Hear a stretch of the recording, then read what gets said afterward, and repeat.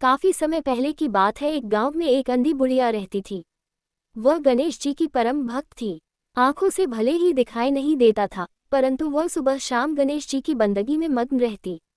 नित्य गणेश जी की प्रतिमा के आगे बैठकर उनकी स्तुति करती, भजन गाती व समाधि में लीन रहती। गणेश जी बुढ़िया की भक्ति से बड़े प्रसन्न हुए। उन्होंने सोचा, ये बुढ़िया नित्य हमारा स्मरण करती है, परंतु बदले में कभी कुछ नहीं मांगती। भक्ति का फल तो उसे मिलना ही चाहिए। ऐसा सोचकर गणेश जी एक दिन बुढ़िया के सम्मुख प्रकट हुए तथा बोले, माए, तुम हमारी सच्ची भक्त हो।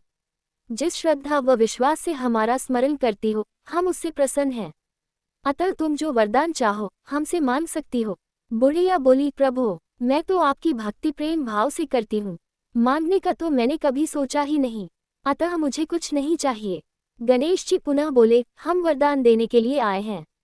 बुढ़िया बोली, हे सर्वेश्वर, मुझे मांगना तो नहीं आता, अगर आप कहें तो मैं कल मांग लूंगी, तब तक मैं अपने बेटे व बहू से भी सलाह मशविरा कर लूंगी। गणेश जी कल आने का वादा करके वापस लौट गए। बुढ़िया का एक पुत्र व बहू थे। बुढ़िया ने सारी बात उन्हें बताकर सलाह मांगी।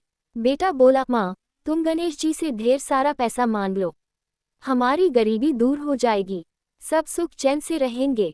बुढ़िया की बहू बोली, नहीं, आप एक सुंदर पोते का वरदान मांगे, वंश को आगे बढ़ाने वाला भी तो चाहिए। बुढ़िया बेटे और बहू की बातें सुनकर असमंजस में पड़ गई। उसने सोचा, ये दोनों तो अपने अपने मतलब की बातें कर रहे हैं। बुढ़िया ने पड़ोसियों से सलाह लेने का मन बनाया। पड़ोसन भी नेक दिल थी। उसने बुढ़िया को समझाया कि तुम्हारी सारी जिंदगी दुखों में कटी है, अब जो थोड़ा जीवन बचा है वह तो सुख से व्यतीत हो जाए। धन अथवा पोते का तुम क्या करोगी? अगर तुम्हारी आंखें ही नहीं हैं, तो ये संसारिक वस्तुएं तुम्हारे लिए व्यर्थ हैं। अतः तुम अपने लिए दोनों आंखें मांग लो। बुढ़िया घर लौट आए। बुढ़िया और भी सोच में पड़ गई। उसने सोचा, कुछ ऐसा मांग लूं जिससे मेरा, बहू व बेटे सबका भला हो। लेकिन ऐसा क्या हो सकता है? इसी उधेड़पुन में सारा दिन व्यतीत हो गया।